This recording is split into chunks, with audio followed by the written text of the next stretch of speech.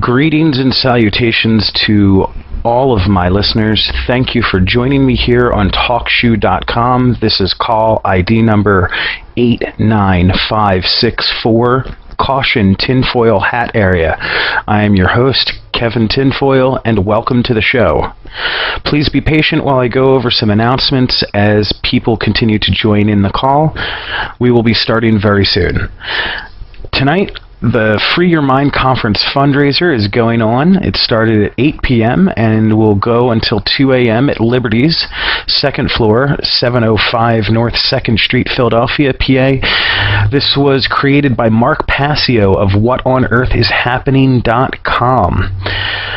For more information on the Free Your Mind Conference in April, please go to www.freeyourmindconference.com. It's all one word, freeyourmindconference.com. Thank you. All proceeds from tonight's fundraiser is going to offset the cost of bringing in out-of-town speakers for the conference in April. Tickets for the conference are available today. Once again, for more information on the Free Your Mind Conference, please visit freeyourmindconference.com. With luck, Mark will be calling in from there tonight and let us know how things are going. I'd also like to thank Ulysses Ivy, who is also dedicated to the truth and freedom movements, as well as just simply being the change we want to see in the world. He can be found on Facebook, also at ilchange.com, that's ILCHANGE.com, which is another social networking site which can be linked to your Facebook. Some people have been asking me lately, what is the House of Ill? So I went to the source and asked. The Ivy League Exchange is a business started from nothing but an idea and ambition. Ulysses Ivy made his business into with two divisions. There is the General Services, which sponsors the House of Ill. IL as in, not as in ill repute, but IL as in his initials of Ivy League, in which obviously Ivy is clearly his family name. The House of Ill is the nonprofit division, the second division found at TheileXchange.webs.com. That's the illexchange.webs.com is the Ivy League Exchange General Services. Please check out the site to see what is available. Tonight's show will be co-hosted by Martin Truther, and we will be discussing where in truth does one start. Please check out his Red Pill Guide at http://martintruther.blogspot.com. Once again, that's Martin Truther, all one word, martintruther.blogspot.com. Oh, wait a second. I see there's a caller on the line. This one is from the UK. Welcome to Caution Tinfoil Hat Area. You are on the air. Good evening. I see you're from the UK. I was wondering what city you happen to be calling from, sir. London. And can I ask about a name or something I can refer to you as at least? Voila! In view, a humble vaudevillian veteran, cast vicariously as both victim and villain by the vicissitudes of fate. This visage, no mere veneer of vanity, is a vestige of the vox populi, now vacant, vanished.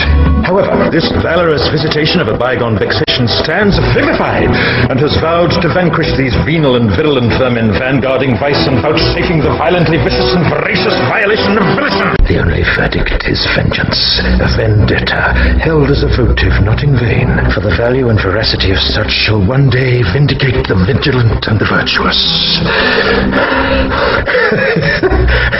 Verily, this vicious swaz of verbiage veers most verbose, so let me simply add that it's my very good honor to meet you, and you may call me V. Wow, it's a true honor to have you on the show, V. Thank you. I thought we could mark this November the 5th, a day that is sadly no longer remembered, by taking some time out of our daily lives to sit down and have a little chat. I'd like to share a revelation that I've had during my time here. It came to me when I tried to classify your species. I realized that you're not actually mammals. Every mammal on this planet instinctively develops a natural equilibrium with the surrounding environment, but you humans do not. You move to an area and you multiply, and multiply until every natural resource is consumed. And the only way you can survive is to spread to another area.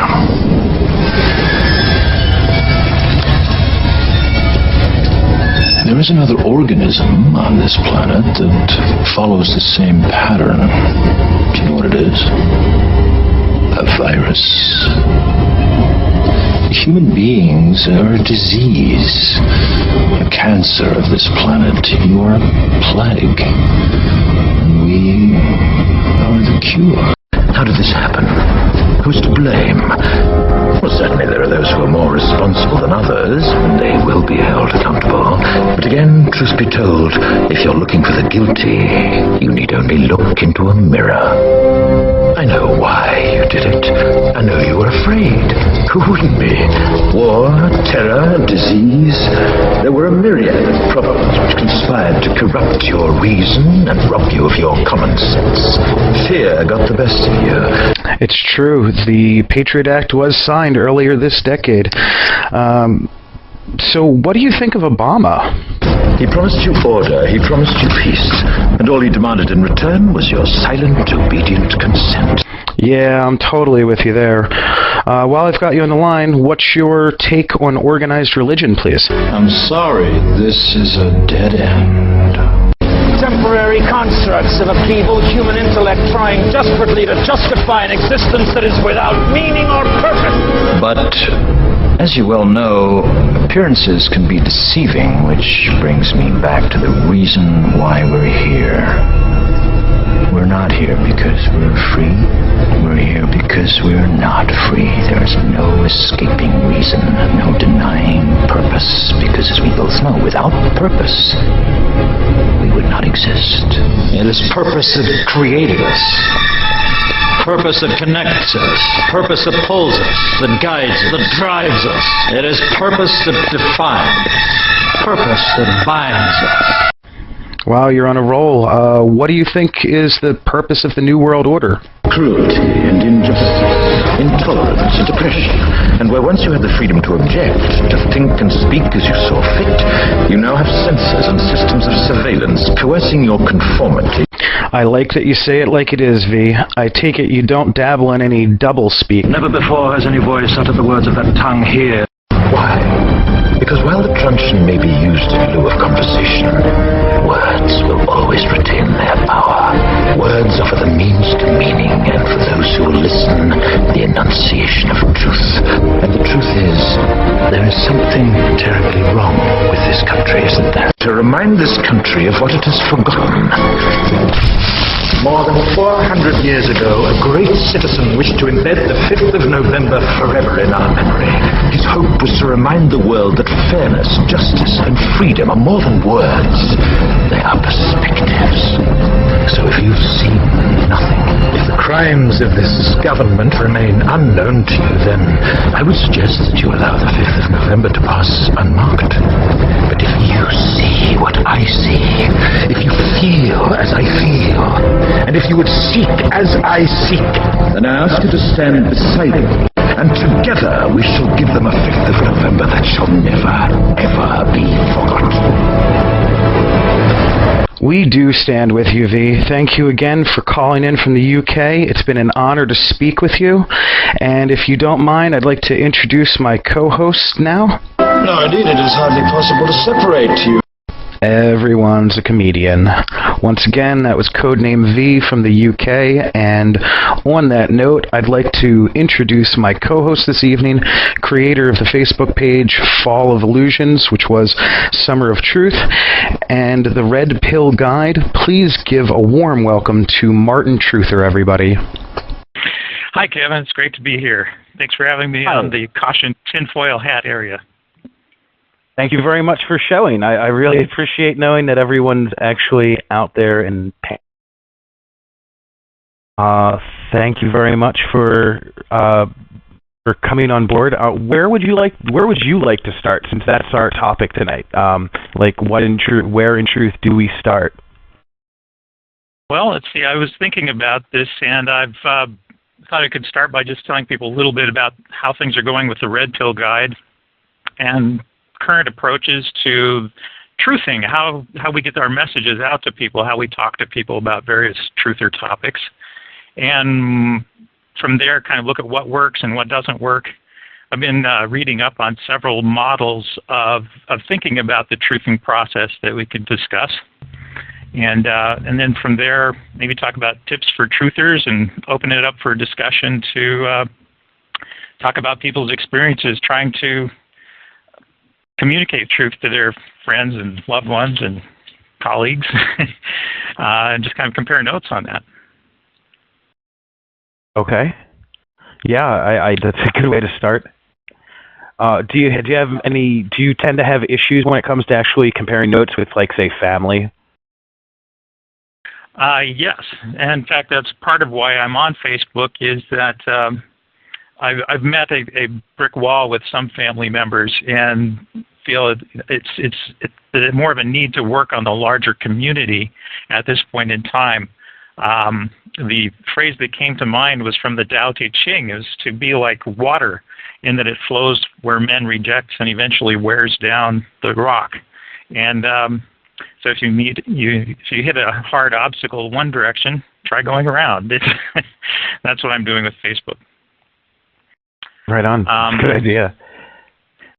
Starting back, let's see, in July, it was when I first posted the Summer of Truth webpage on Facebook. And then from there, moved to Blogspot about October 3rd, and we've had about 3,000 page loads on that webpage for the top 20 secrets of our times just in the last month. And so I'm really encouraged to see that people are interested in that. I've heard from at least one person who said that they had seen the list of items and were so amazed by it that they decided that they'd be sleep depriving themselves for the better part of a month to watch all the videos and just kind of assimilate all the information in there, which is, I was kind of blown away that it had that much effect on a person. But the group page itself has grown to about 600 members, and Martin Truther, I've got about 600 friends now on the Facebook account, and so it seems really good. Yeah, I understand. It's nice to make those connections so that you know that you're not alone out there. When I first found Twitter, there were multiple people that were just like, hey, great, a new face. Thanks for joining the fray as of sorts when it comes to, like, just getting information out there. And at first even, I was using Twitter as just a way to absorb information. They would send me good links. I'd go read and or see YouTube videos, so on and so forth. But I definitely felt like I was, like, learning in the College of Google and such during the last year. Yes.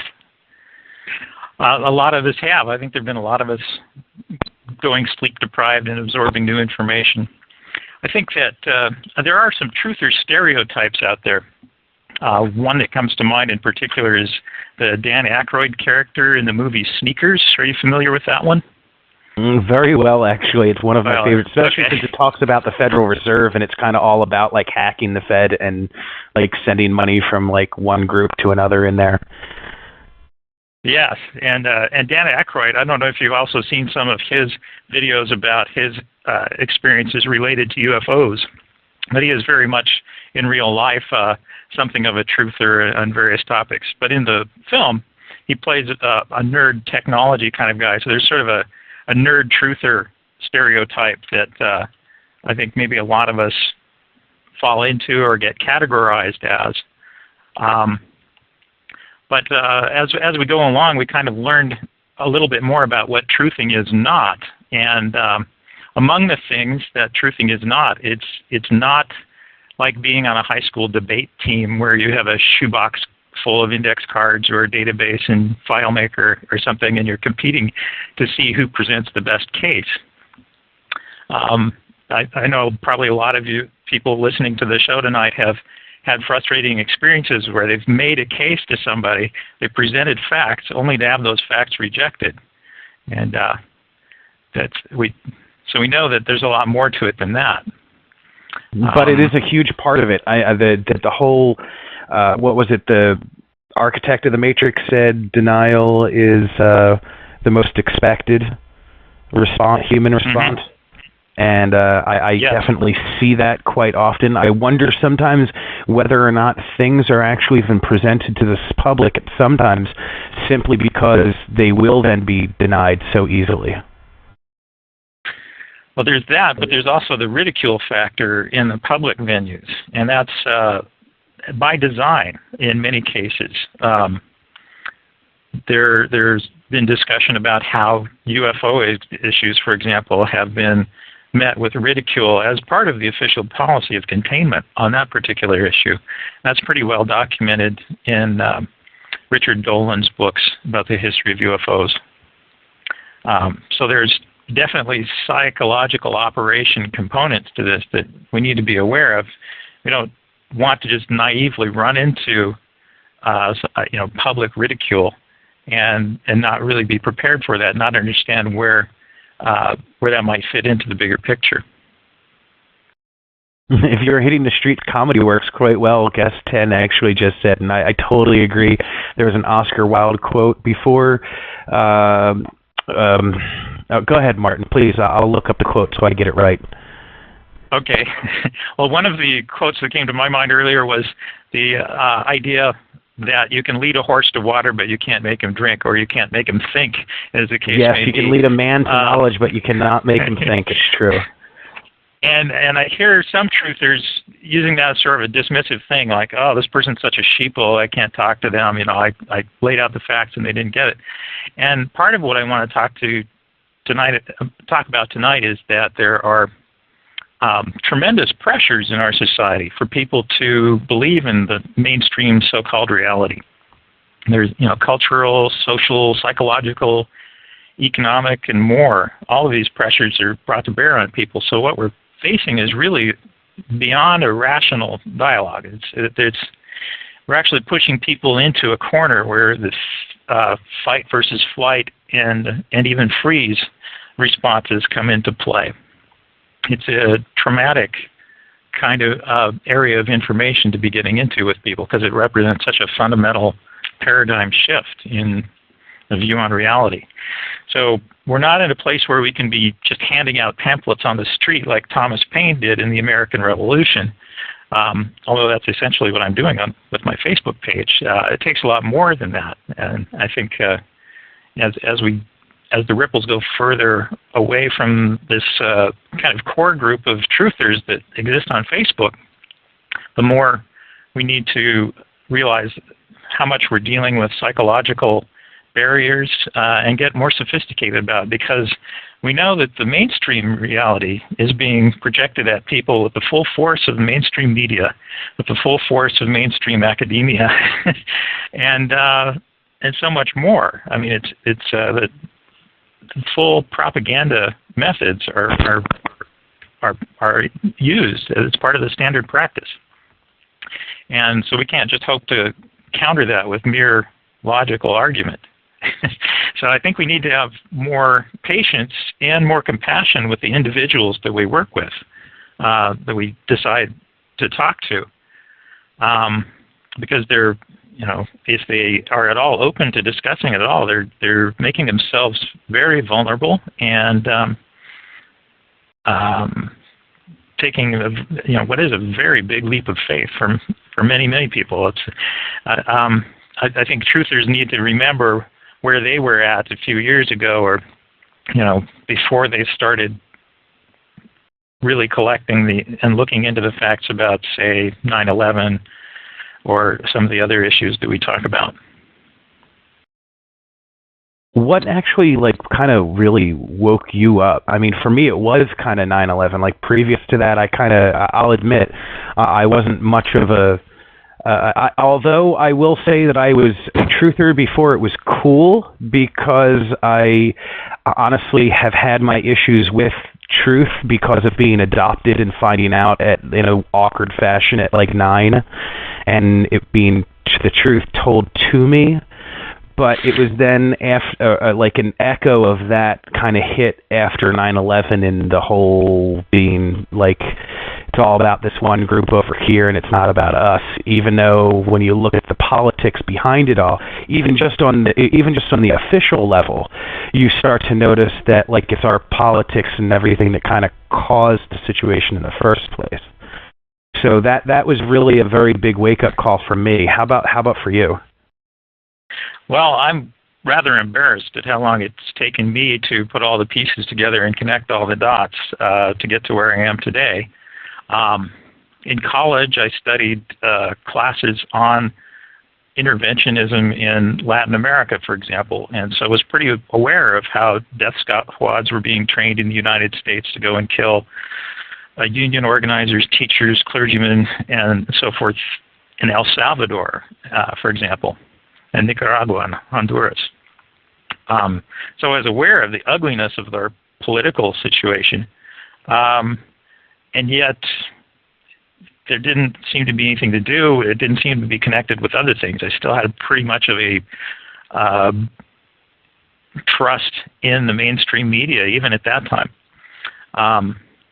So there were a number of events that happened, but I would say that the really precipitating event that put me into what I would call the free fall of having one institution smashed in my mind after another in terms of was the 2004 election, because I'd seen the 2000 election be stolen, and I thought, and the press was still a little bit responsible about that. They actually did a recount of the ballots in Florida and announced the fact that Gore should have won had all the votes been counted. I believe it was September 9th or 10th, 2001. And that got overshadowed by other events. But it was that election in 2004 where we really saw the kind of the hand in the glove was so much more visible. There was a fellow by the name of Jonathan Simon who was downloading CNN exit polls on election night in 2004 and actually saw the point where they fudged the exit polls to match the official results. And certain impossible things happen, like it's like when you take a graph that's printed on a clear rubber sheet and you stretch it to match a piece of graph paper that has the official results on it, and you can see distortions in the rubber sheet, like the proportion of male to female is wrong, or the number of returning voters from 2000 is more than the number of people who actually voted in 2000. So there are many anomalies, and people calculate, and I was following this online, that the odds that the official results were correct were less than 1 in about 200 million. And I could study that math. I could see how they'd reach that conclusion, combining the results for Florida and Ohio and Pennsylvania. And I was blown away by it. And I was shocked at how little media attention it was getting. I have actually stayed up all night, election night 2004, downloading Ohio's county counts and precinct counts, and just seeing how the predominantly Democratic precincts had been shaved in terms of the reported voter turnout in those areas. And these were small discrepancies compared to what would come out later, but I just knew something was wrong and was tracking that. And eventually we got to this incredible hypocritical situation where we had John Kerry basically rolling over and handing the election to Bush and not complaining about it, not using the $10 to $40 million that was set aside for the contingency of litigation and recounts after the balloting, and then and having people say, well, the exit polls are no good. You can't really trust the exit polls. It's reluctant Bush responders, blah, blah, blah. And the pundits explained it away that way. And then at the same time, was it December or January, 2005, we had the situation in the Ukraine where our people, supposedly, whatever our people are, but the people in the New World Order or the power structure, found that there were discrepancies in the exit polls that were even smaller than the ones in the United States. But this was sufficient reason to have the Orange Revolution and millions of people packing the squares and hitting the streets in the Ukraine and forcing a re-election. And then still nothing in the press about the election. So I had basically three things fall apart, one right after the another for me. One was that we didn't have a real democracy anymore, that the voting was rigged. Second, we didn't really have a two-party system since the Democrats didn't complain about what was going on. And third, we didn't have a free press because nobody in the press would even touch the story. So that was a big part of my story right there. I would say that was when I really started doing a lot more research. I totally understand where you're going with that. I too have. It was roughly along that same pattern as well that I had noticed things start to change around me, and again, I'd always felt a need to stick with the truth in the first place because it just. Honestly, I didn't have the memory capacity for lying. It just didn't work well for me, to be honest. And I learned that very early in my teenage years, and then started to, because I was during those same teenage years, sent to born again Christian high school. And you start to see, I personally start to see a lot of hypocrisy. And the leadership, such as the teachers at the school and so on and so forth, were all definitely taking their knowledge of the Bible and actually using it against people in such a fashion as to make them capitulate to their demands, no matter what. Now, they were never anything like Catholic priest concerns, but they were definitely go with the flow, do what you're told, those sorts of things, and that never really sat well with me. So in my loss of faith in Christianity, I started seeking out other religions, and then started noticing that it took me a while, but during the next couple of years, I then, before I actually exited high school, I was definitely in a place in my head where religion wasn't going to cut it for me anymore. I needed something more tangible. My faith was not enough for me anymore. Mm-hmm.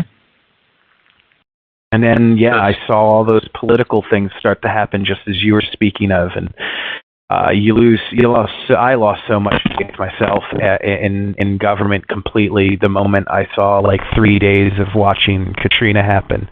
Having that time period off to raise my son definitely allowed me way too much time on my hands, and during that time it changed me, all the information I was taking in. It does. It's amazing. There is a point where you can really point to and say, this is where I really woke up, as opposed to periods in your life before that where you maybe became aware of some truths, but rather than waking up, we hit the snooze bar or something and go back to sleep for a little while because it doesn't quite impact our life enough yet to really get our attention full time. Yeah, and even sometimes, I would actually even have to say, my full-time job even was something that actually also then coerced my coerce is a bad word in this situation, aided my development as well. And it was not just having the job that set me up so that I was selling in retail to all these different people, all these different seasonal items and birthday items, and 90% of what I sold them went into a trash can or a landfill, or created a garbage ambulance, as they put it in Idiocracy, and that kind of messed my head up big time watching that movie. And it slowly but surely really created that idea in me that I couldn't get rid of, and that I can't get out of the way anymore. Yeah, it becomes a block to other things, or it's difficult to carry on with say a job where you're actually feeding part of the problem. Say, working for an oil company maybe, or doing data processing on Wall Street or something. And you realize, wait a minute, my output is negative. It's not good for the planet. Exactly. That's exactly what it was. And then because of it, I then had, after leaving that job so that my wife could become a corporate trainer, which, in banking, so you can imagine like how much information she had when it came time for me to start picking someone's brain about, hey, is all this stuff about the Federal Reserve true? And she starts confirming item after item after item, and I just start that's when I think it really kind of hooked me, like the whole desire to like go down the rabbit hole of conspiracy theories and so on and so forth. It just really hooked me at that point, because my wife was telling me that I wasn't crazy. And that just really meant a lot to me. It's amazing how silencing it can be when you think you're the only one, or that's having these thoughts, because you're surrounded by people who are listening to TV shows where they're talking about mainstream so-called reality, and they're not saying anything, so maybe they're okay with that, and I guess I'll just keep quiet is the usual response. Because you're afraid that you're going to take that. Yeah, you're afraid of the hassle that's involved. That's one of there's a guy who's going to be calling in later, Mark Passio. I spoke about him earlier during the intro, and his Free Your Mind conference that's coming up. He specifically was a huge impact on me in developing figuring out what on earth is happening, which is his website, whatonearthishappening.com. If anybody ever wants to know a large amount from where I got started, that's a good place to go. He specifically, he calls his Four Horsemen of the Apocalypse, David Icke, Michael Tessarian, Jordan Maxwell, and then to round it out was I can't believe I can't remember his name. I apologize. The guy that deals with psychedelics. He deals with mostly psychedelics. Timothy Leary, or no, more modern, but he's dead now currently. As a matter of fact, all of his work was destroyed in a Quiznos fire, believe it or not. Terence McKenna, thank you. Terence McKenna, that's exactly it. Guest 3, thank you very much, McKenna.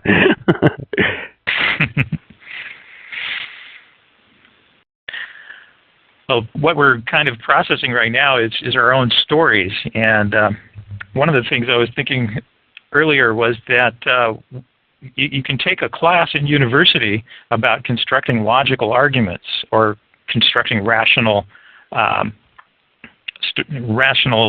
arguments, logical deduction, and so forth. But I have yet to see a class in the university that basically explains how to listen to a story. What a story has a beginning, a middle, and an end. It has a protagonist. It has a climax. It has a conflict and resolution. Those things can be talked about, and yet we read stories to our children when they're 2 or 3 years old. It's a very natural way of taking in information, so natural that you don't really have to have a university class to be able to start hearing stories and assimilating information that way. Stories go back to ancient times around campfires and things. And so it's one of the tools I think we need to keep in mind is as we try to convince people, you can't just come up to people and say 60% of people in a poll surveyed believe that UFOs are real and probably extraterrestrial hypothesis.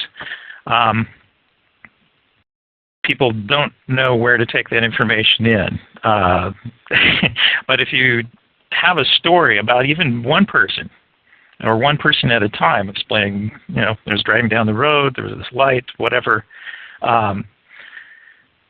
and tell a story of how you got from a place that's not that far from the experience of the person hearing this story to where you are now, it has much more power. And of course, that sort of thing is dismissed as being an anecdote, and yet it fits so well our way of assimilating new information. We may want to go back later and see if deductive logic proves it out.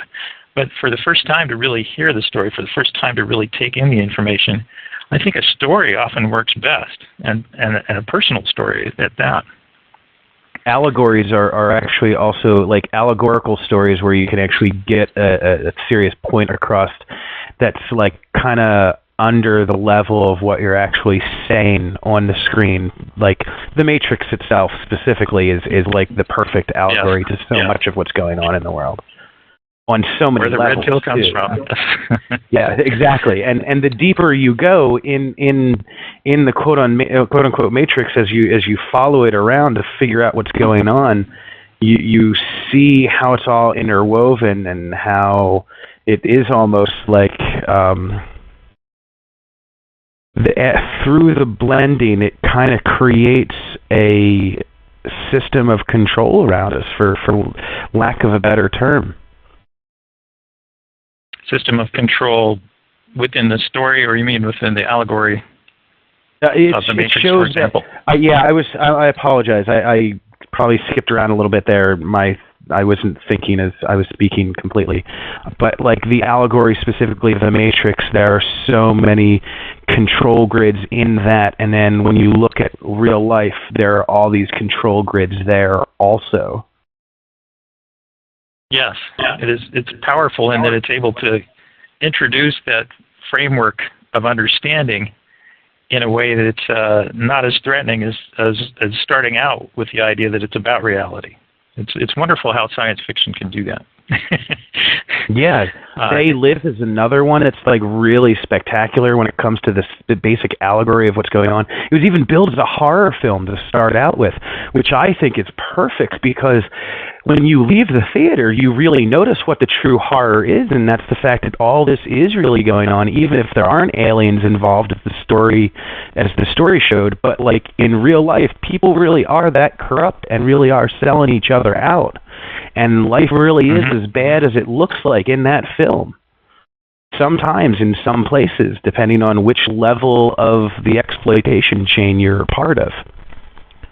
Or the level to which corruption can manipulate perception of reality rises almost to that to the fictional example of actually plugging in the jack in the back of somebody's head and rewiring their neural system to see a different reality.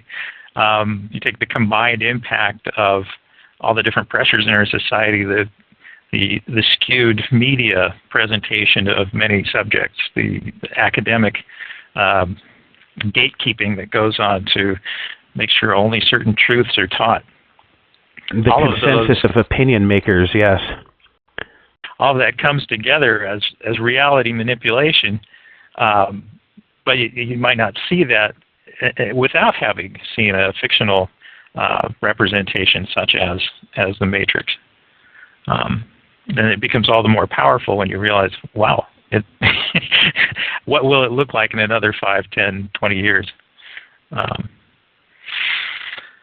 And imagine that's what like 1984 and Brave New Worlds was originally written about. It was to warn us, totally and completely warn us and prepare us for what is to come. And that's half the problem. Like he could tell when they wrote those novels that this is the direction that our leaders are pulling us. And if we don't step up to the plate and actually demand our true freedoms and take the liberties that we're supposed to take rationally and responsibly, and there's no reason why we can't take those liberties and be free anyway. It's just a matter of the control grid says, no, you're not supposed to do that. You're supposed to want a car. You're supposed to want to go shopping every weekend. Yeah. Well, it's interesting to maybe segue from that into the intensity of people's denial mechanisms and things, because part of what I want to talk about tonight is the different models of the process whereby somebody wakes up or resists waking up. And some of the ones I've come across are rather interesting. There's a a phenomenon called the Panglossian disorder, which was a condition described by a psychotherapist originally in jest, and later more seriously. But Panglossian disorder comes from a character in Candide, I believe, Pangloss, who basically believes everything is fine, it's the best of all possible worlds. And the psychotherapist that came up with this, she's called the peak shrink, because the reality that she was trying to communicate to people was peak oil. And so she was coming up against a number of different kinds of denial from people about peak oil, and that caused her to come up with this idea of Panglossian disorder. And she actually cataloged, maybe a half dozen or more different variations of denial that she classified under Panglossian disorder.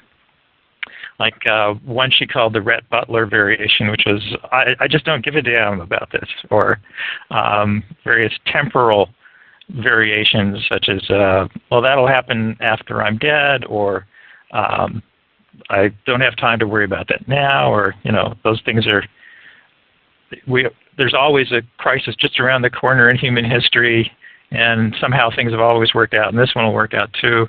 All these different kind of mechanisms that she's cataloged are fascinating, and ones that we should be aware of in terms of how we respond to those. How do we respond to those? I mean, I have even had difficulty with that today. I was having a conversation with two different people today, this morning on Facebook, and in one area I was trying to say that his questioning of the entirety of the Zeitgeist movement is not necessarily a bad thing, but the way he was going about it in trying to make religion and its anti-religious standpoint the whole basis of his argument just didn't really go far enough with me, and it pretty much, and each time I would then show him things that are like, well, here, what about this? Can we, instead of talking about that part of it, how about we have a chat about what's going on with the Federal Reserve? Do you think that should even be audited? Like, let alone, I think it should be shut down. I didn't even mention that at first. I was just like, can we talk about an audit first? Mm-hmm. And the denial, again, there is just a matter of they wind up switching to a different subject so that they don't even have to focus on the reality that's being presented to them. It's like they switch off, and I don't know whether it almost is like someone else sits down at the computer and says, I don't want to have this conversation in this fashion anymore. I want to take it a different direction. It's literally almost like fighting with a different person. It's a straw man that they try to counter with. You say something that reminds them of somebody else that they had a discussion with one time, and they remember something that person said that turned out to be false. So they tell you that this is the kind of thing you believe, and that turns out to be false, so therefore everything you say is false. I see that a lot, actually. Yes, it's true. Like I have also gotten that one on a number of occasions, because it's so hard to even then just be like, hey, can we just have a conversation about, like, I think a resource-based economy is a good idea. Then I'm in a chat room with someone like at like a Tea Party group, and they're like, "Oh, you're a commie." After they Google resource-based economy, like they then say, "Oh, you're just a commie," and I'm like, "Dude, like, fine, I'm a commie. Great. Can we get over that, and can we then just actually talk about the idea?" I think that's kind of like putting a stake in your own chest. I mean, say, "Yes, I'm a commie." It's like waving a red flag in front of a bull. But well, at the same time, I am karma tinfoil. Like, I mean, I already believe in the conspiracy theories and stuff, and that's kind of where I take that. And I'm like, yeah, fine, great. Make fun of me, label me whatever BS you want to label me to make yourself feel better because you're a conservative, and now I'm some sort of liberal who's got this communist agenda, blah, blah, blah, blah, blah, all because I just stated, hey, I think a resource-based economy might be better than the exploitation that comes along with money. I think you kind of missed the chance there, though, to point out really this left-right schism is all fake in the first place. One of the things that's amazed me is the diversity of people that have decided they want to be friends with Martin Truther after seeing the Red Pill Guide. I have people from just about every political stripe I can think of, ranging from fundamentalist Christians, conservatives, anti-socialist or anti-Obama Tea Party types, to anarchists, to classical liberals, to you name it. I think that things like fluoride, for example, once you communicate the facts to people, it is plain as day. It doesn't really matter what your politics are. Nobody wants to poison their family. So I'm seeing a lot of potential for truth movements of different stripes coming together. I mean, I was brought up in a more liberal tradition, and when I was a kid, people would talk about all those John Birchers and their fluoride stuff, and they think, and all their propaganda that's anti-Semitic about the international bankers being Jewish and things like that. And okay, I'll forget about them. That's, you know. And then to find out that, well, there's definitely a grain of truth to a lot of that about the international banking system. It's true. Like the internet, it may not be controlled by the Jews, blah, blah, blah, blah, blah. That kind of nonsense kind of is just a big racism label that gets thrown in there. And there are agendas that have to do with places that where yes, Jews settle, but it is not necessarily about them specifically. And it really bothers me because I have so many friends and I have so many, like, I even call family at this point. Like there's, I just can't understand how this racist thing even gets brought up half the time when it comes to just talking about politics. I try to tell these people to bring it up in that kind of a framework. I said, you really need to deal with people as individuals and not lump them together into groups. Or if you do, be very precise and talk about Zionist people who think that there needs to be a Jewish homeland and a military solution for that versus citizens of Israel versus people of the Jewish faith, which is, I think, a beautiful faith in many ways. And I actually like many of the religions in many ways. And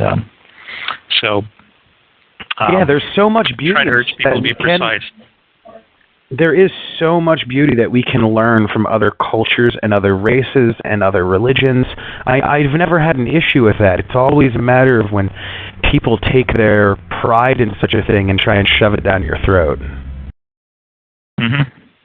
I was pointing out to one person that I was trying to illustrate this, the Jewish notion of tikkun, and the idea that the world was like a vessel of the kind that was broken into shards, and it was our work in the world to gather up those shards and put the world back together. I've always been really moved by that notion, and so it's part of who I am, and it's a part of how I relate to people of the Jewish faith as well. And there are many other pieces from other religions that are part of who I am as well. Excuse me 1 second. Mark, can you hear me? Yes, I can, Kevin. Yes. How are you? Excellent. I'm very glad you've called in. You're at the conference fundraiser right now, the Free Your Mind conference fundraiser currently? Yes, I am. I am standing outside of Liberty's right now. It's much too loud for me to have called in, so I stepped out from in the place, so I stepped outside to call into the show. Thank you very much. You are like the guy that actually really opened a lot of doorways for me, and your show, What on Earth is Happening, is on Tuesday nights at 7 Eastern, also here on TalkShoe. Do you remember your call number for that? Yeah, I give do. That quick plug? It's 83515. Excellent. Thank you. I will actually type that in. But please, I know you would want to say a little something. Go ahead. Sure. So I'm organizing a conference in Philadelphia coming up in April 9th and 10th. It's called Free Your Mind, a conference on consciousness, mind control, and the occult. And it's basically going to have probably somewhere between 15 to 20 speakers before it's all said and done. It's over 2 days. It's in the Northern Liberty section of Philadelphia at a place called Ruba Hall. And April 9th and 10th of next year, we're bringing in speakers from all over the country. We are holding a fundraiser tonight in Philadelphia for this conference for some of the out-of-town speakers to raise some money to bring them into Philadelphia next year. And it's going extremely well, a good turnout. We've raised a bunch of money tonight, and people are having a great time. The musical act is actually performing right now upstairs at Liberty's on 2nd and Fairmount Streets here in Philadelphia. And who was it again that was playing? Chip Raymond. He's a singer-songwriter from Philadelphia, and he's a personal friend of mine, and he agreed to do this to help raise money for the event. And he's just nearing the end of his set right now, and it's going really well. Like I said, a good turnout. People are into it. It's a very nice crowd that came out. That's great. I'm glad to hear everything's going smoothly. You were up in New York just recently too. Do you mind mentioning, talking about that for a few moments? Sure. Yeah. Me and a few friends went out to see David Icke. David Icke gave a 9-hour presentation up in New York City on Manhattan, and he was just absolutely phenomenal. I mean, it was 4 2-hour sessions, and he's just a dynamo, and he just blew people away. I think everybody should hear the information that he's putting forward. It's extremely empowering, and it has all of the necessary solutions contained within it. I just think he's an influence to me, definitely, and I think he's a phenomenal example of courage.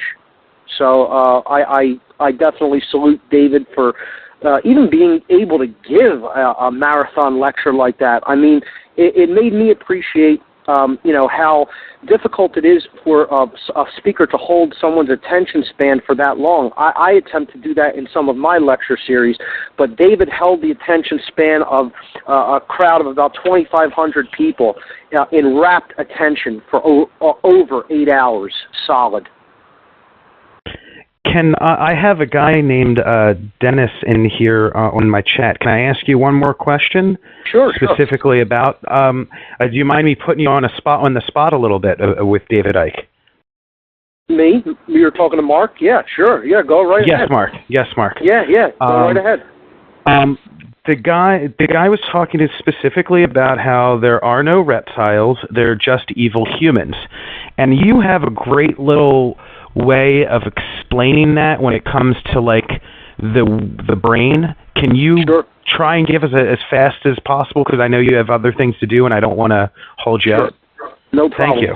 Well, whether you accept the extraterrestrial hypothesis or not, as to whether the control system is being basically perpetuated by non-human entities, whether you engage that as a possibility or wholesalely reject it, really what the entire thing is ultimately about is people trapped in what is called the reptile complex of the brain.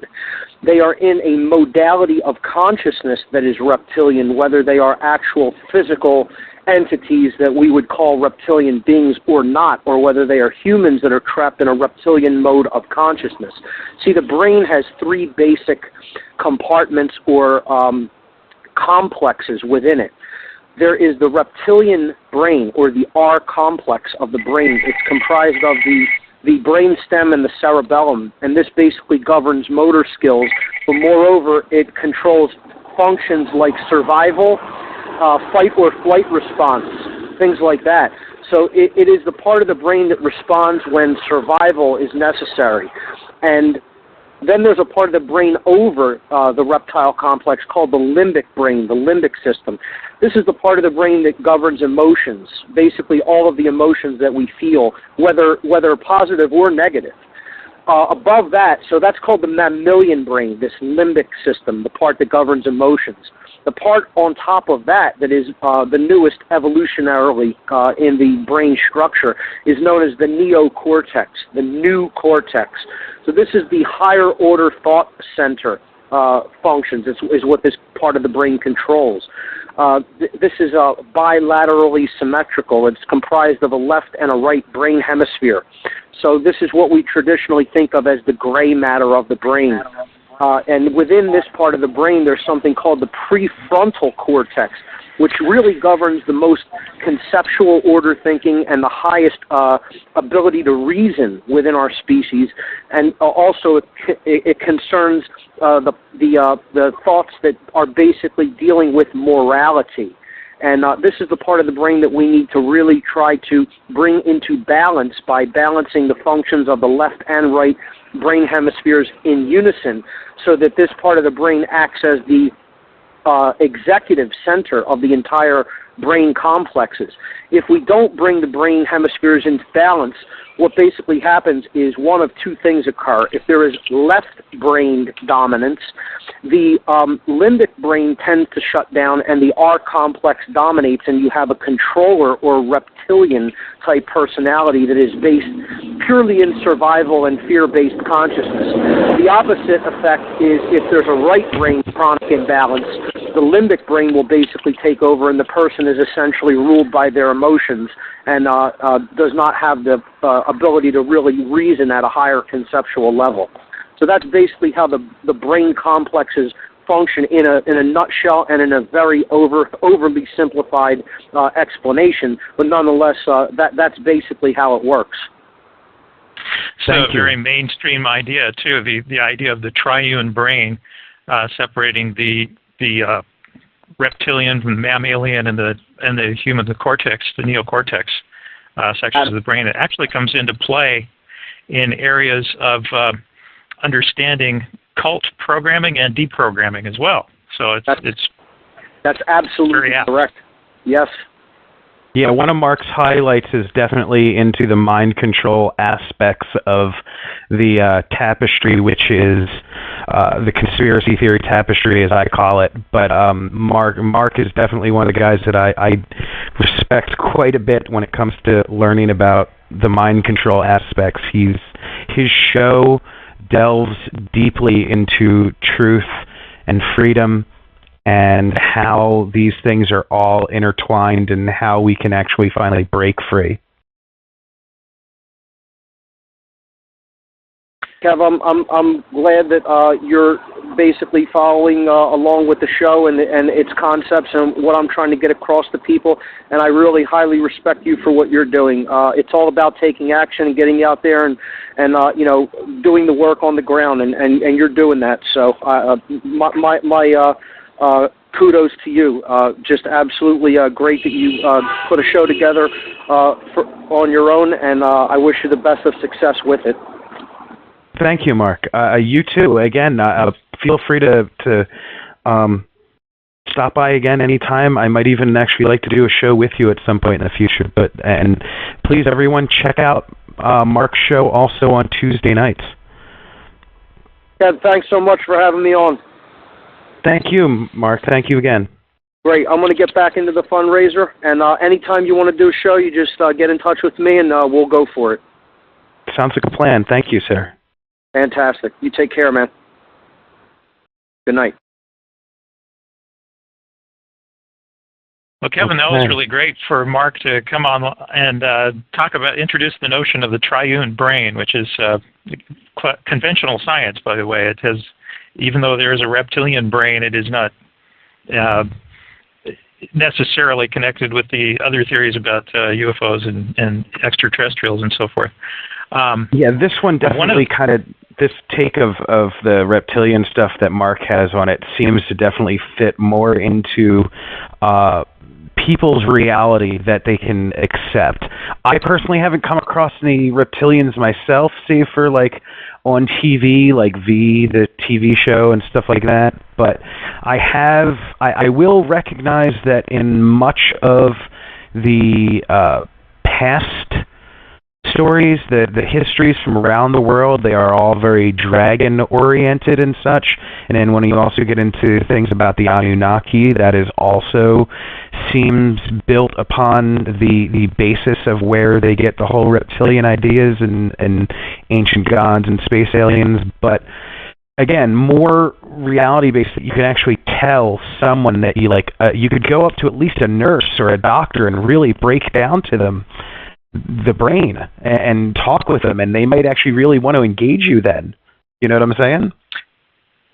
Exactly. The notion that the reptilian part of the brain is the part that's associated with ritual and repetitious behavior based on basic survival instincts, and these can be tapped into by people who are skilled at psychological operations and want to program people to behave certain ways, to fit into a certain group, for example.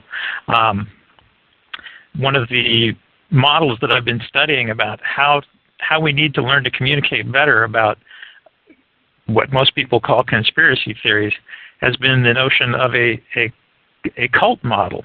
And the idea in a cult model is and this was told by a person who actually went and lived among, I believe it was the Sun Myung Moon Church or the Unification Church for a time, and participated in the activities. And at each stage, she was able to go back and consciously say, yes, I see what they're doing. I'm conscious of it. I think I'm in control. And she was describing how they would begin each session with a song and end with hugs. It was always very positive, emotional. And it was only in hindsight that she realized that she had been affected at the emotional level in the mammalian brain in terms of her sense of bonding with this group of people and her sense of wanting to belong with them. So it's amazing how powerful these things are, and we need to be aware of that. One of the interesting passages I came across reading about cults was this passage that I think many of you will say this describes the experience of trying to raise questions about, say, 9/11, for example. And think of the neocons as, say, a group here. And the quote from her paper was, if one questions the beliefs of the group or the leaders of the group, one is made to feel that there is something inherently wrong with them to even question, or with you to even question. It is always turned around on them, and the questioner, criticizer, is in turn questioned rather than the questions answered directly. The underlying assumption is that doctrine and ideology is ultimately more valid, true, and real than any aspect of human character or human experience, and one must subject one's experience to that truth through that filter. The experience of contradiction can be immediately associated with guilt. One is made to feel that doubts are reflections of one's own evil, and when doubt arises, conflicts become intense. And I think, when I read that passage, I think of the brave fellow that went to hear Bill Clinton speak and raised 9/11 questions from the audience. And Bill Clinton just responded, "How dare you? How dare you?" And turning it around on the questioner, or the Bill Maher comedy show handling of the 9/11 truth person through ridicule by basically arousing the audience against this individual. Like, where's security? So there's no, I totally hear you. They just did that. I watched it today. There was a YouTube video of Jon Stewart doing roughly the same thing. He was much nicer to the guy to start out with. He let the guy actually ask his questions, and he responded. But his responses were very, I'm just towing the line of what the official story says, was the feeling I got from his answering.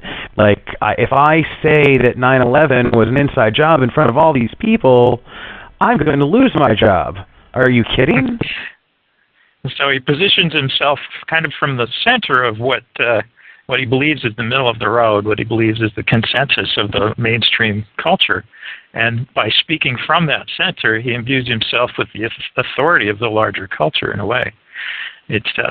So we need to be aware of that aspect of going on, that much of the difficulty that we face in trying to get truth across to people is that mainstream culture. Well, they put the cult in culture for a reason, didn't they? There is almost a cult-like dedication to the mainstream view, to the official story. Yeah, it's exactly it. I mean, people are terribly concerned that they're going to, like, if they don't perform well in a job, it's one thing. It's understandable that they would lose their job, but then to actually just simply be outspoken in even outside of work, and then for it to get back and then to lose jobs. I've heard of these types of things happening before to people, and it's really disturbing. I'm disturbed today to learn that Keith Olbermann has been put on permanent leave or indefinite leave without pay because he made donations to Democratic candidates. And apparently that's against the rules at MSNBC. Wow. I hate to see that voice being silenced.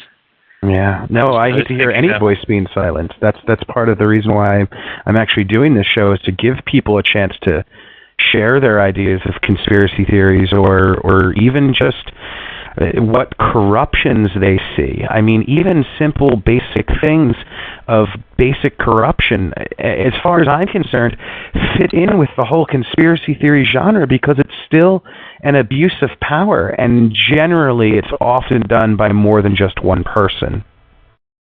Mm-hmm. Very much. I mean, there's many different models from the psychological disciplines that are interesting to consider in light of the truther problem.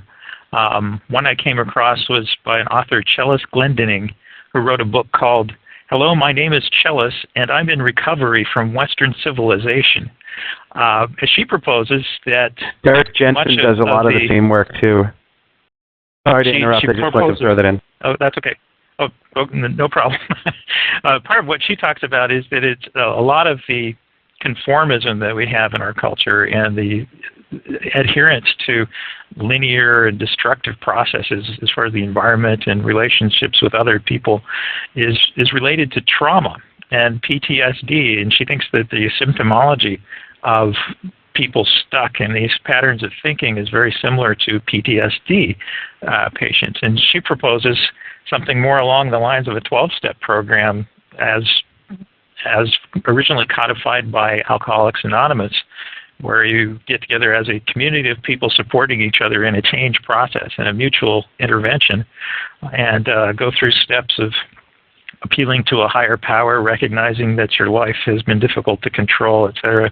The codified steps of the Alcoholics Anonymous, and applying that to our being stuck in this paradigm that is so destructive. In civilization, flat out. I mean, civilization itself is just, it's, first off, we're not that civilized by the looks of things, but that's besides the point. The whole idea of just like, I saw this great picture recently, and it's like, it looks like this city inside of a bird cage. And it just made so much sense to me. And the idea that, like, civilization, we do kind of need to recover from, because we are not necessarily where we're supposed to be when it comes to how we feel about things for many of us. There's been a huge return to tribalism of sorts, which is kind of what this land already had on it before it was wiped out of its peoples and new peoples were populated into it, almost as if we're regressing back to what the land demands of us. I know that sounds kind of new agey and a little out there, but it's, again, this is a show on conspiracy theory, so sue me. I think you're very much on track there. I think Chellis Glendining's point was that much of the dysfunctional behavior of our culture is addictive, and George W. Bush put it well, and he says, well, we're addicted to oil. And for him, that meant, yeah, we have to go and steal televisions and sell them to fences and get enough money to support our habit. Yeah, Guest 3 just said it's a death cult, and Derek Jensen specifically mentioned that before. It's that we're a suicidal type of, like, the dominant culture is out to destroy everything, is what he said. And it's even itself. And it doesn't even recognize it, but it keeps doing everything day in and day out, keeps doing it over and over again. We keep building more bombs. We keep exploiting more people. We keep doing these repetitive things each day that we know aren't necessarily the right thing to do. Like, we keep building more cars, and we keep going shopping, and we keep playing bowling. And I don't mind sports per se, except for at designated intervals. That's when it really bothers me. Do you know what I'm saying? Like, I don't mind swinging a bat and tossing a ball back and forth with my son, or even getting a little league game type of thing together. But, like, I to have it so regimented and institutionalized becomes a hierarchy, which to me, again, leads into that pyramid structure, which just to me equals conspiracy theory. It's just a giant conspiracy, and it's a conspiracy of, like, literally everything and everyone is involved in this giant conspiracy because we keep using money, and we keep not paying attention to who we really are, and we keep not paying attention to the suffering going on around us. And as far as I'm concerned, no one will ever truly be free until everyone is truly looking out for each other and keeping each other from suffering. We are supposed to be each other's brothers, keepers, and so on and so forth. Like these are the religious notions that I really take to heart. Well, just as we've come to understand alcoholism as a disease and needing treatment, we may come to a point where we recognize that the addictions that we would call, say, being a super rich person or being somebody who runs things from the International Monetary Fund or the World Bank is also a kind of an addiction to power, an addiction to material goods. Many of the people in those roles, it's hard for us to imagine, but many of them feel trapped in a mode of behavior as well. They're addicted, and they are, in fact, to some extent, a slave to their addiction. And their motivation may somewhere at some point be that they want to get out of that trap. And we need to look for those openings when they happen. Guest number 19 just said, freedom is just an abstract idea to me. I've never really seen it. And that's part of the issue. Like, I feel that way myself. My son was born in a world that's after 9/11. I mean, that breaks my brain a little bit to know that he will never know the simple idea of security without security. Well, I think we never will see freedom that is a forever kind of freedom that we want. I remember one beautiful short story I heard one time. It was about a guy who was caught up in the frenetic pace of Christmas time or the holiday time, and getting presents, and he made this wish for world peace. That's all he wanted for Christmas was world peace. And he was driving a long distance to go to a family celebration, and kind of like through stopping by woods on a snowy evening kind of a scene. And he stops and he realizes that moment, just that 5 minutes, was the world peace right there. All the universe could muster at that point for him, but it was something. And we get little tastes of freedom in our lives, so we do know what freedom tastes like in a way. And we can start to imagine what it would be like to expand that circle of freedom further out from ourselves and within our families, within our communities, within our nations, to the whole world, based on those little tastes of freedom that we can get.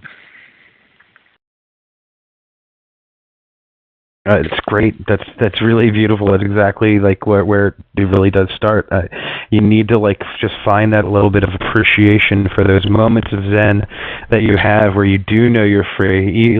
My wife does that continuously. She's an event planner, and her little moment of zen as such, her moment of freedom, is when she's out on a dance floor, just having fun with all of her friends, and I have to I have to respect that.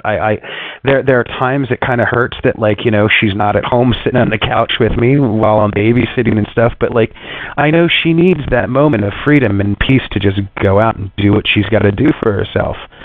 I really get that.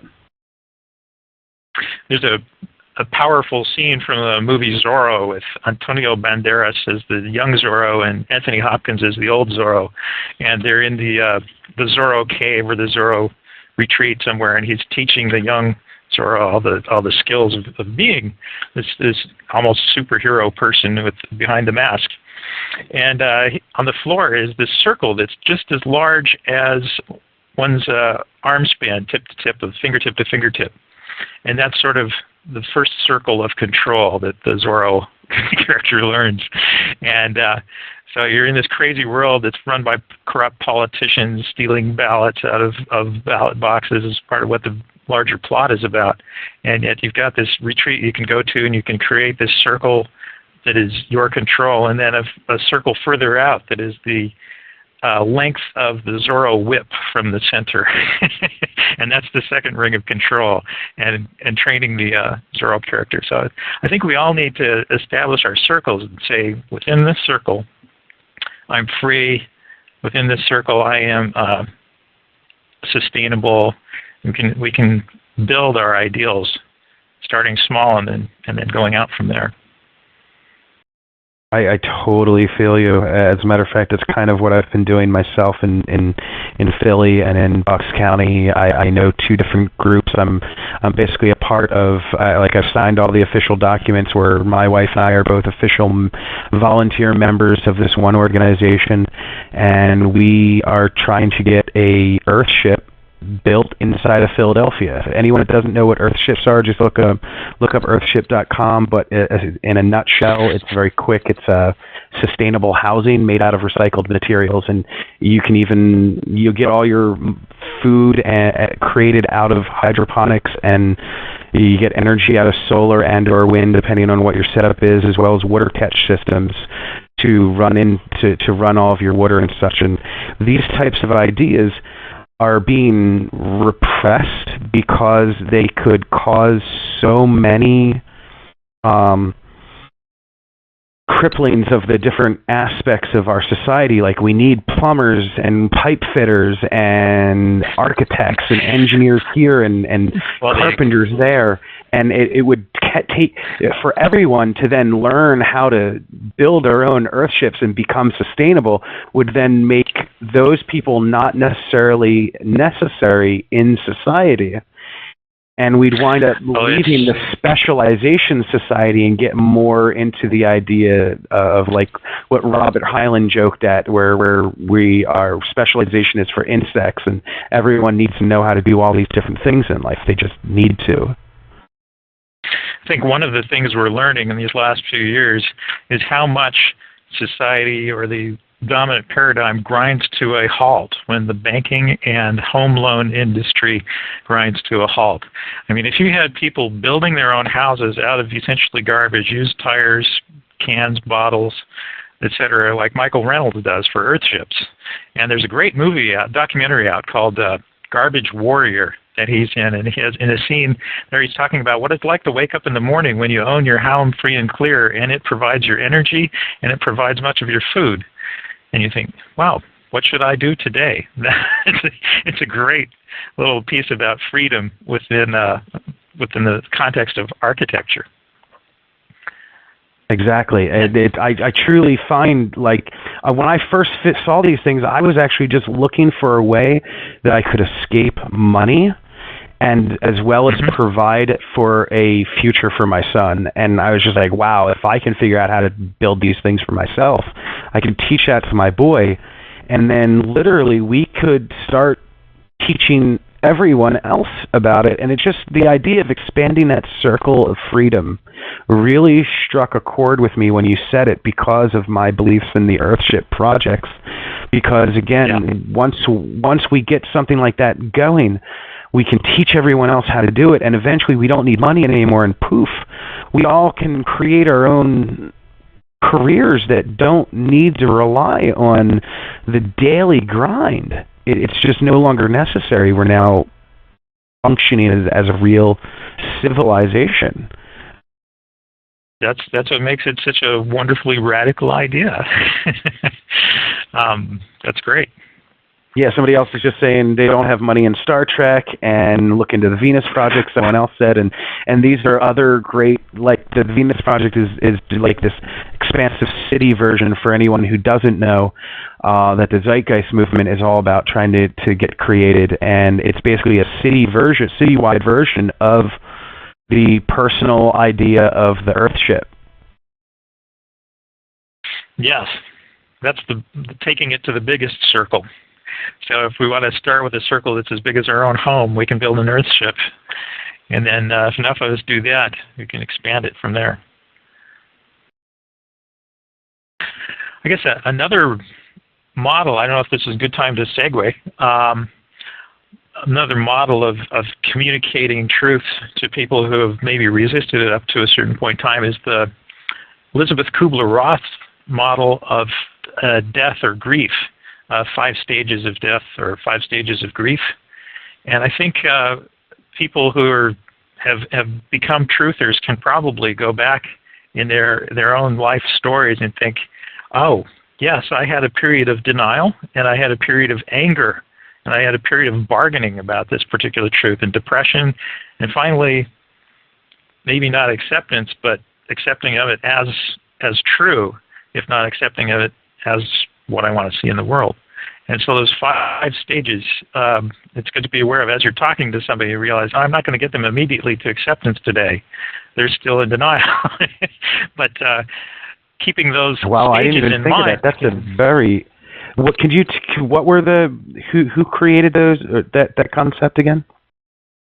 This is Dr. Elizabeth Kubler-Ross. She was one of the first people to actually study death as a process. Most doctors and psychologists avoided it because it was depressing up until like the late 60s or mid-60s. She actually talked with people, accepted, and nobody would talk to a patient about the fact that they were dying, and she would do that and ask them what they wanted to do before, and you know, kind of come. It's also like, and so she just noticed that he would do things. Right on. So she noticed that these were just the things that everyone went through. Yes, she would see at least you know, as an element of each of those 5, and it helped to kind of keep track of where the patients were in their process by having this model of 5 stages. And it really does apply to any loss or any kind of a grieving process, to at least, you know, a small extent. I mean, there's trivial things like, you lost a $10 bill or something. You can just kind of you might go through those stages in about 5 or 10 seconds. You know, unless you're in a bad mood that day, it might take a little longer. But I think if you look at any kind of loss, those elements are there, and I think realizing some of the negative truths, like 9/11 or the loss of the free press. I mean, you know, there's all these illusions that we think we have, like just a two-party system or a representative government or a free press, and we don't. And that corporations are there to actually just help get jobs to people, not actually out for profits. No, we're there to help you. So there's this reality that we who are truthers have pretty much kind of see that that's not the way it is. And so for us, we don't really understand the loss, the grief that the person we're communicating to, unless we remember how it was for us when we first became disabused of those notions. So we need to realize that it takes time for people to work from that one worldview through those 5 stages to realize, oh, really, at a conscious level, the facts seem to fit this hypothesis that there's not really a democracy in this country anymore. And yeah, I'm really angry about that, and I can't talk about anything about my anger about it for a while. It's hard. Then, hardly even a representative republic anymore. It's totally understandable, that anger. And I think maybe even I would go so far as to say, could we have theoretically been so far as a country in the denial process still, even as late as the 70s, that it finally took someone like Howard Beale in the movie Network yelling, "You've got to get mad," to get humanity to that next step of anger? And then how many people, as you say, just hit the snooze alarm too? But that's besides the point. Well, there's a number of points in history where corruption happened. I mean, certainly 1963 with the assassination of JFK was one point. The Watergate was another one in the early 70s, 73, 74. And I think that even this year, the BP oil spill was a huge one for a lot of people, to realize just how negligent a large company like BP could be in terms of they could destroy the whole fucking ecosphere. Sorry, are we governed by No, we are totally allowed to curse. Specifically, the talk show has told me we're not allowed to do anything pornographic. So yeah, but we are allowed to curse. Yes, I understand it. Like, and this is, since we're talking about anger, this is maybe the right time to be like, I'm mad as hell, or fuck, this sucks. You know, like even Derek Jensen puts it, like, we're fucked. You look around and you see the runaway train that civilization is, and you just start to think there's so many different levels where we're just fucked, and not in a good way. Right. I mean, I hear people talking about, we have to throw every incumbent out of Congress, and I feel like, yeah, they're kind of coming from that anger stage. I mean, they're not really strategizing and going through the bargaining part. They're just, that's an anger reaction right there. And so I mean, I can see one application of this model right there. No, totally. Well, what was the third one then? It was denial, anger, and then bargaining, depression, bargaining, bargaining. Yeah, people do a lot of bargaining with government and corporations and so on and so forth. And how do we keep the system going, and so on and so forth. Yeah, I take this minimum wage job, and yeah.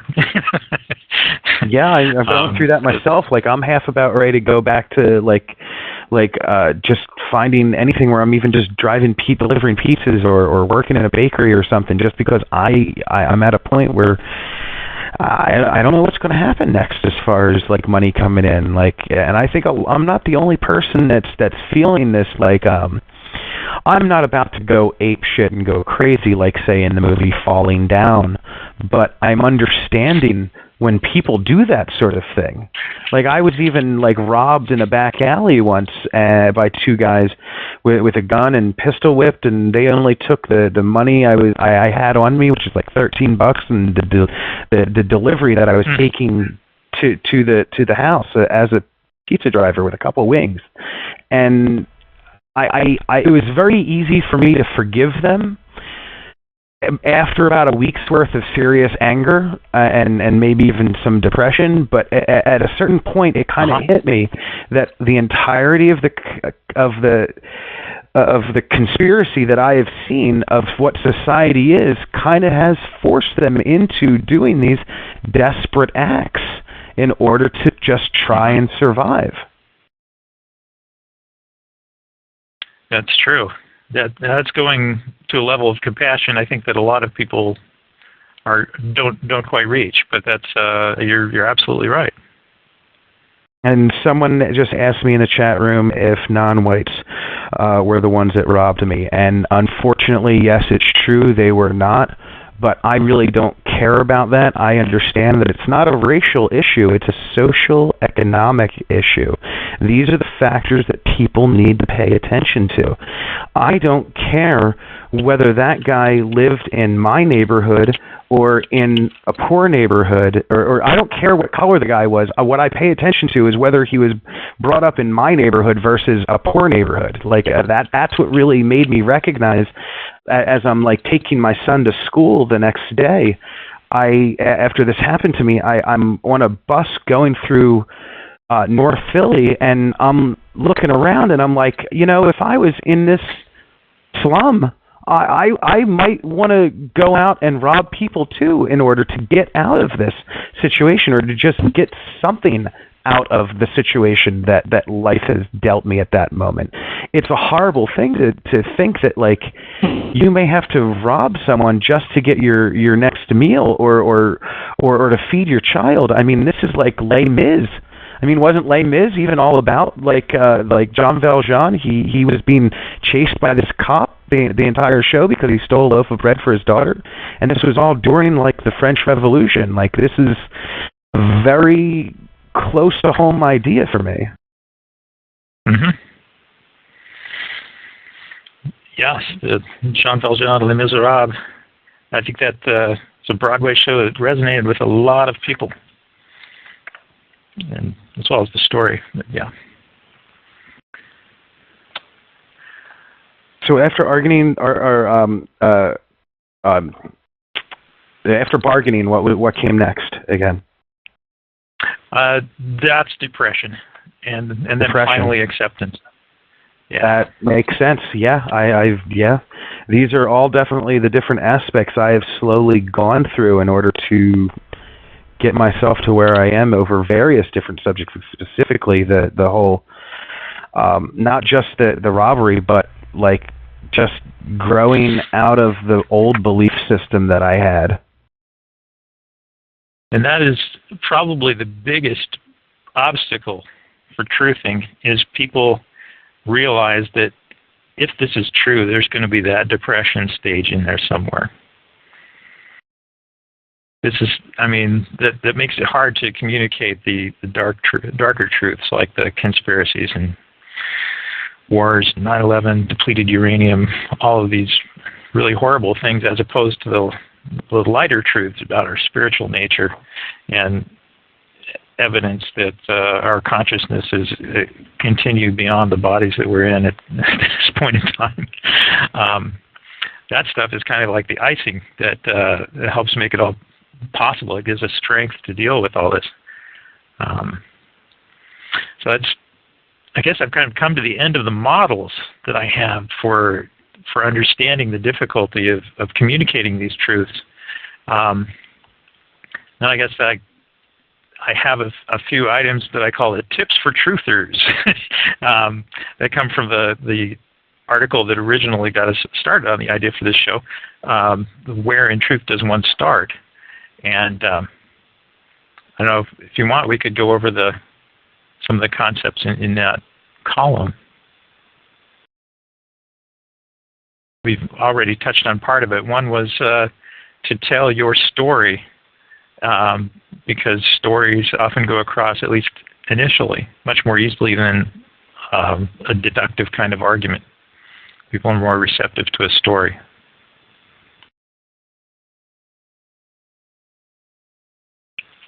Yeah, I understand.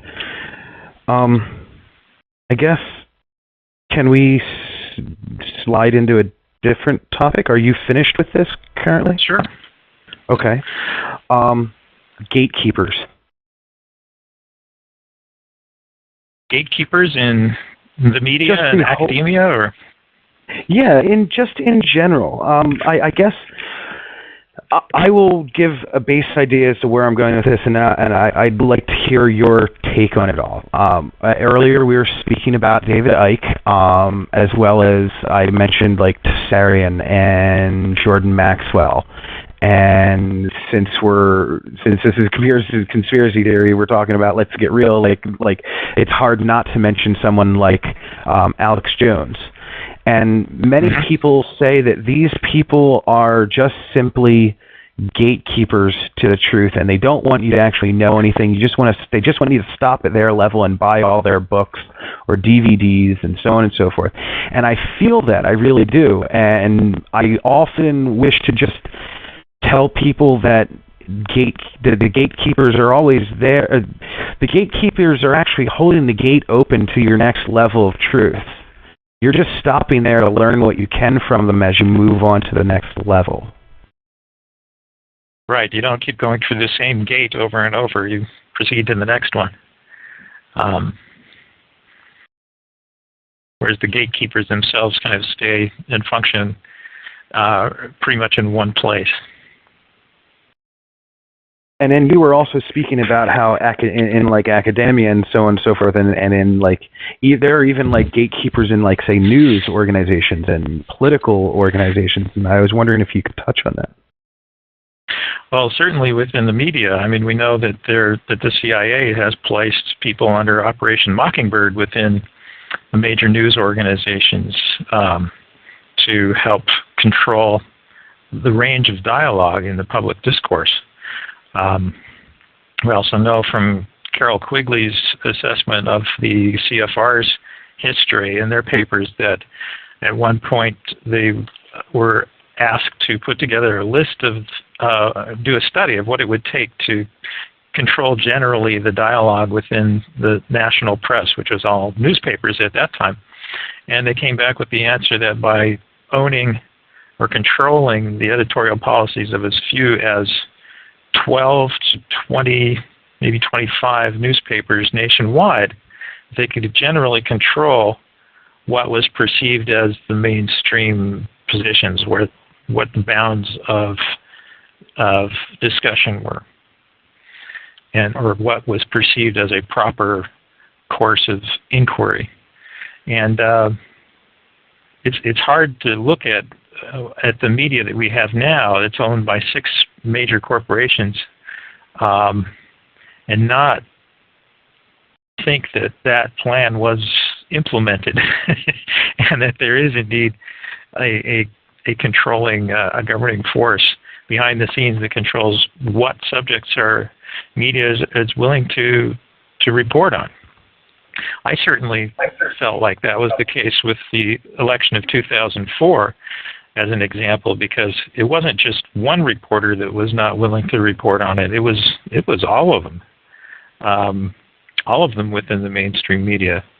It wasn't just one reporter that was unwilling to talk about how awful it is that the national election pool that serves the 6 major news factions, how awful it is that they don't publish the information about the exit polls. They don't publish the raw data. I mean, where have you heard that talked about before? So it's interesting how the media reacts as a block to some of these issues. And so it's hard not to deduce that there would be some kind of central controlling function or central understanding of what is taboo to talk about. So they've definitely got gatekeepers within media and apparently beholden to their corporate masters or to the CFR. It's hard to say who's really calling the shots there, but it's fairly obvious that the shots are being called. And the way we see that is that issues, well, like the ones in the Red Pill Guide, are just not discussed in the major media. Nobody will do an article about them. You have a few examples like, was it Gary Webb, who initially broke the story about the CIA's involvement in cocaine trafficking in LA, reporting that in the San Jose Mercury News, and then ending up dead because of that. So, and that sends a chilling signal to basically the entire profession. I think those examples are seen far and wide. So yes, there's definitely a gatekeeping function going on in the media, within academia as well. I think most notably within medical sciences, and the fact that you can't really get a study done that compares vaccinated versus unvaccinated children for health effects. There's the few that have been done have been pretty damning of the vaccination practices, in that see much healthier children in the unvaccinated community for the most part, with the possible exception of things like whooping cough, but general infections and other diseases. But again, there's this truth that needs to get out there. But the gatekeepers of the public health officials, the journals, medical journals, and the faculties of medical universities basically seem to have gotten the memo that they can't talk about that. And where that memo is coming from, that's harder to say. But when you see that kind of lockstep refusal to talk about something like that, you know something's going on behind the scenes. It definitely makes you want to question what's going on when you hear that sort of thing just being propagated like it's just a propaganda cycle being repeated and repeated until everybody knows what's going on. This is the story. This is the official tale. But as far as from a truther perspective, these gatekeepers, and you can kind of identify them. I mean, when you know that somebody is basically just giving you the party line, you know, you can tell, you can feel it, you can hear it. It's you can say, oh, this person is being a gatekeeper. I can tell that they're saying what they feel they have to say. That, you know, there's maybe a lack of personal conviction behind it. And these gatekeepers are actually strategically the most important people for us truthers to be contacting. They represent like bridges on a battlefield, for example. They connect to a nebulous group of people who call the shots that we may not be able to identify, and they communicate that message to the larger public. And so if we can maybe just plant a seed of doubt about their official party line story, or get 1 or 2 or 3 facts to them before they shut up, you know, cut off our microphones or whatever they do, that can be one of the most powerful things that we can do. Gatekeepers are incredibly important from a point of view of trying to shift the paradigm to try to open up dialogue. And they're probably some of the biggest challenges, because these are people who know that their jobs and their lifestyles are on the line if they go too far. So that's exactly it. That's exactly what I was talking about with Jon Stewart earlier. It would seem like he is, if he wasn't one before, like maybe they weren't playing him up as one originally, but he sure seems like he's now become one, to at least in my eyes, after seeing that video where he just flat out just said, hey, it was Al-Qaeda, dude. I think it was an outside job. Sorry. Right, that was so party line. It's just, you know, and it was something you don't expect. You generally think of Jon Stewart as being a very authentic kind of a person, and you know, maybe at some level he really does believe that. He has actually been talking for a long time about, like, I remember back in like 2003, he was very happy that we were going into Afghanistan, considering what happened to us during 9/11. And then again, when they were talking about there being these like surges in Iraq, he was actually talking about specifically being disappointed in the fact that we're not surging in Afghanistan. Yeah. It's frustrating. Yes, so there's a gatekeeper for you. Don't know if anybody can talk to him, but it's worth a try. Is there any? Go ahead. That's what I was just going to say. Is there anything specifically you want to go over?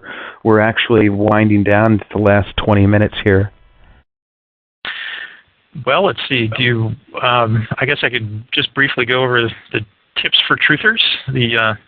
One was to not pose as an expert yourself when you can refer to experts, and so, you know, if people think that all this counter information is coming directly from you, they can dismiss you as an individual. It becomes more of a straw man argument. But if you introduce them to, like, Dr. Russell Blaylock or Gage from Architects and Engineers for 9/11 Truth, or get those materials to them from experts, then, you know, it's more powerful because it's coming at them from more directions, and it is with more credentials.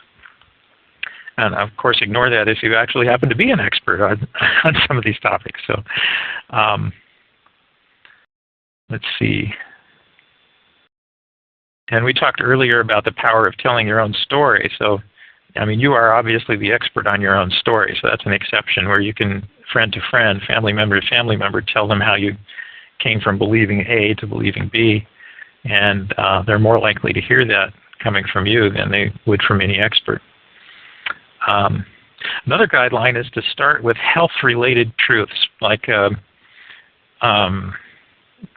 aspartame and MSG, vaccines, and so forth. If you can actually give somebody information that they can act on immediately, like getting a water filter to get fluoride out of their water so that they don't have this kind of dumbing down going on with fluoride, or thyroid problems because of fluoride.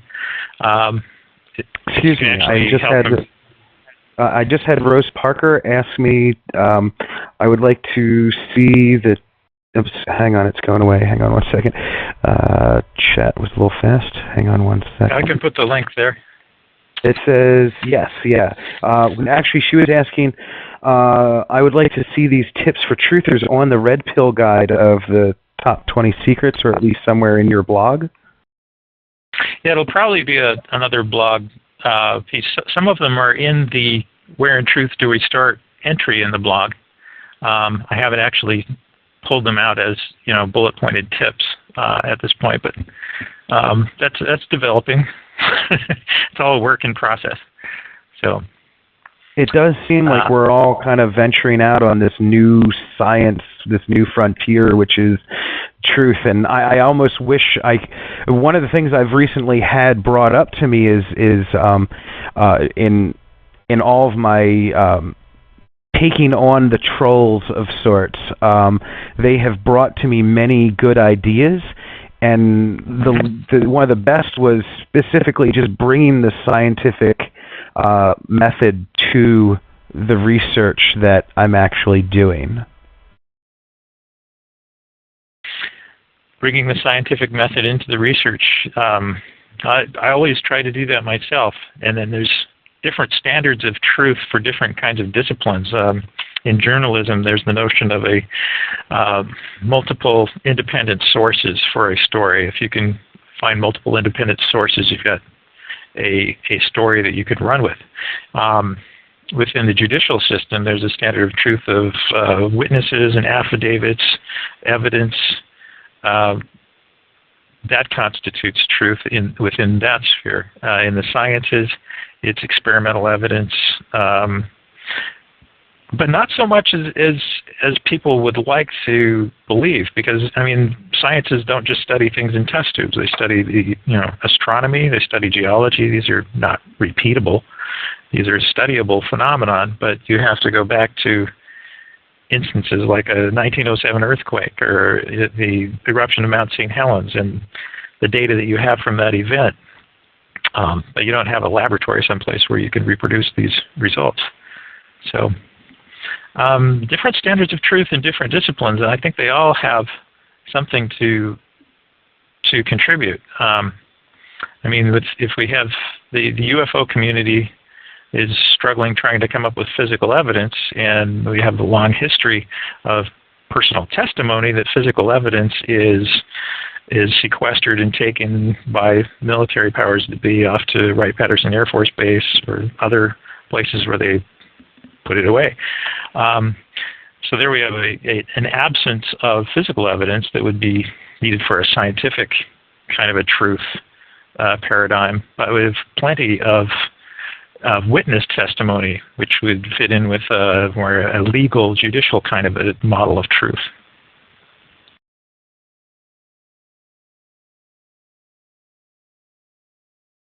Don't know if that's coming to a point or not. Anyway. No, I understand where you're going with it. I definitely do. Mm-hmm. I hear you. Like there needs to not just, like, as much as we need to rely on the scientific method and so on and so forth that he had suggested to me, there's also, we have to take our own discernment on certain things because we don't have all the facts. Right. Use all the tools that exist to go after truth.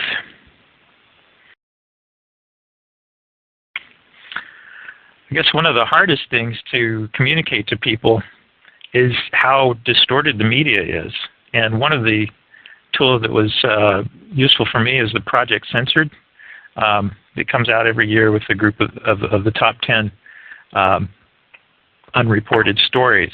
And I don't know, from where I sit these days, even those stories seem somewhat mainstream.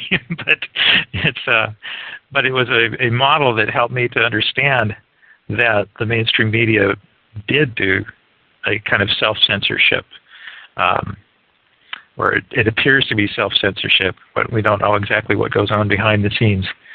And but for people to, I mean, that's like the biggest obstacle is this notion that people have that, well, if this were true, what you're telling me, Mr. Truther, if this were true, some reporter who wants to get ahead in their career, wants to get the big scoop, would go out and they would investigate this and they would publish this blockbuster story and they'd become the next Woodward and Bernstein. And this notion just it doesn't hold water.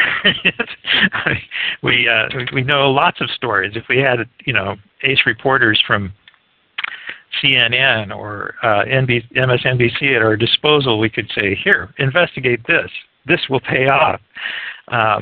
Go after this story. Report this, and they won't touch it.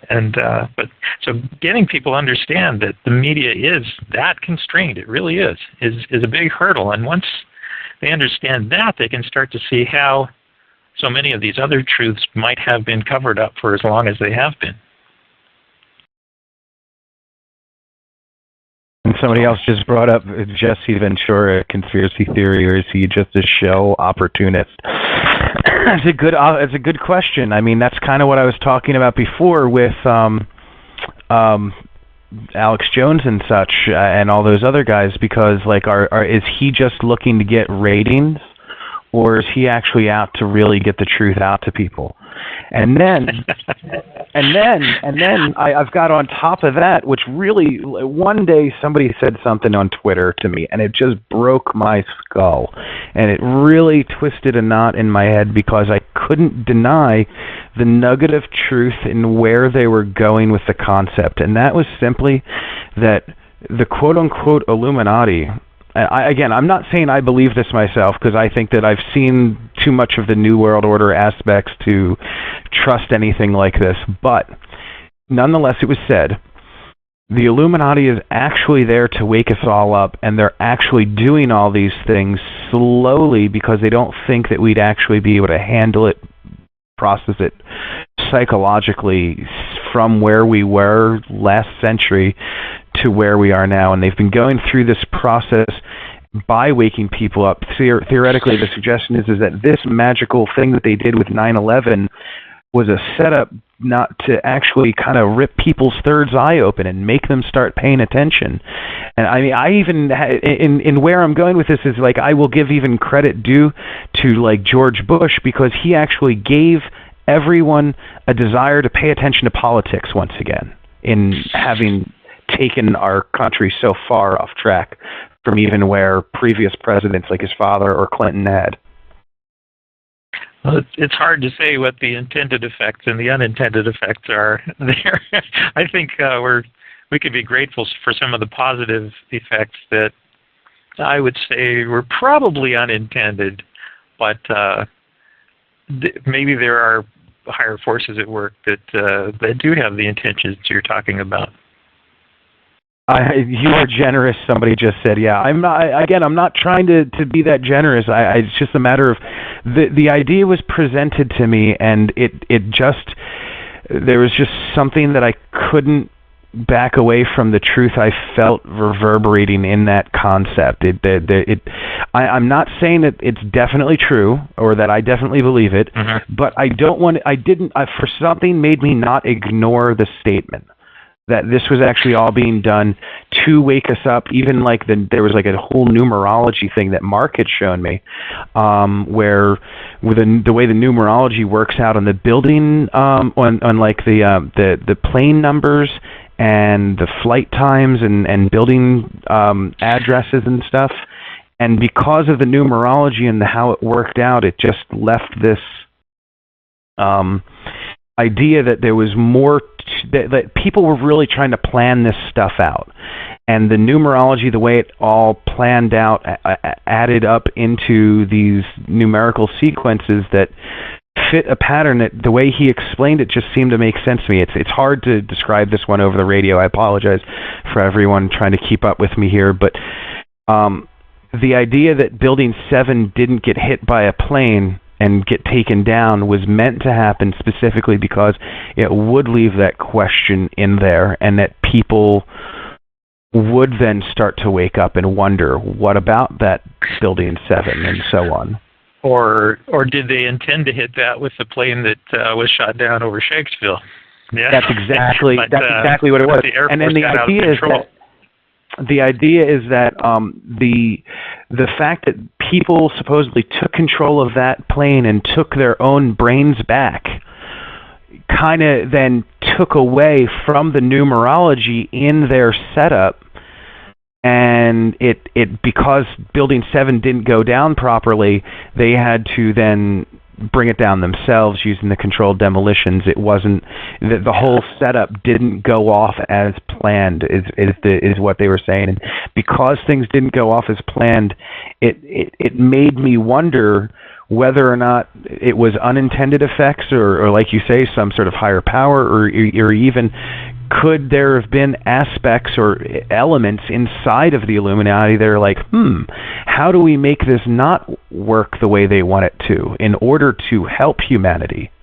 I wonder every day whether, like, are there Dennis Kuciniches out there that are in, like, say, the UN trying to also help us out, or in the Illuminatis and NWOs and so on, that are actually in high places and are good people really trying to help?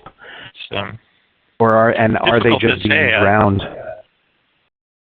I know that Stephen Greer, for example, talks about people within the magic and the majestic community being deeply divided in terms of in that case, the issue of disclosure versus non-disclosure, and that there are people within that community that want disclosure and are trying to work toward that direction and protect people that are helping move that direction.